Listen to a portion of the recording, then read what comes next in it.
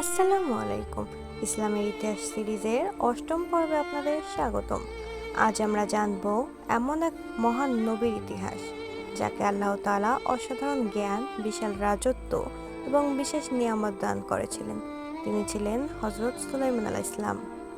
হযরত দাউদ আলাইহিস সালাম এর ইন্তেকালের পর আল্লাহ তাআলা সুলাইমান আলাইহিস সালামকে নবুয়ত ও রাজত্ব দান করেন।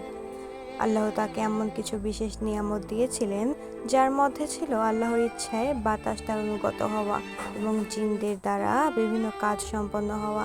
কোরআনে আরও উল্লেখ আছে যে তিনি পাখিদের ভাষা বুঝতেন।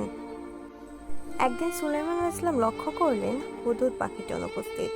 পরে হুদহুদ ফিরে এসে জানালো যে সে সাবা নামক একটি রাজ্যের খবর এনেছে যেখানে এক রানী শাসন করেন, কিন্তু তিনি ও তার জাতি আল্লাহর পরিবর্তে সূর্যের উপাসনা করেন। সুলাইমান আলাইহিস সালাম রানীর কাছে একটি চিঠি পাঠালেন। তিনি তাকে এক আল্লাহর ইবাদতে আহ্বান জানালেন। রানী তার সভাসদদের সঙ্গে পরামর্শ করলেন এবং পরিস্থিতি বোঝার জন্য উপহার পাঠালেন। কিন্তু সুলাইমান আলাইহিস সালাম জানিয়ে দিলেন তার উদ্দেশ্য ধন সম্পদ নয়, তিনি মানুষকে আল্লাহর পথে ডাকছেন। রানী আসার আগে সুলাইমান আলাইহিস সালাম জানতে চাইলেন কে তার সিংহাসন নিয়ে আসতে পারবে।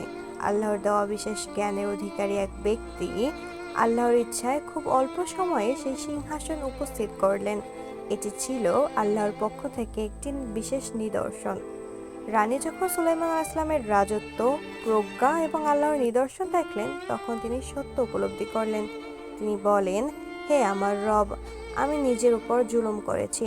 আমি সুলাইমানের সঙ্গে বিশ্বজগতের প্রতিপালক আল্লাহর কাছে আত্মসমর্পণ করলাম।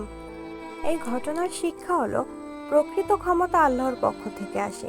দাওয়াত দিতে জ্ঞান, ধৈর্য ও প্রজ্ঞা প্রয়োজন।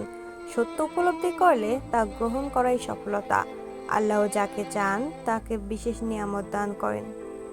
পরবর্তী পর্বে আমরা জানব হযরত আইয়ুব আলাইহিস সালামের ধৈর্য ও আল্লাহর রহমতের অবিশ্বাস্য ইতিহাস।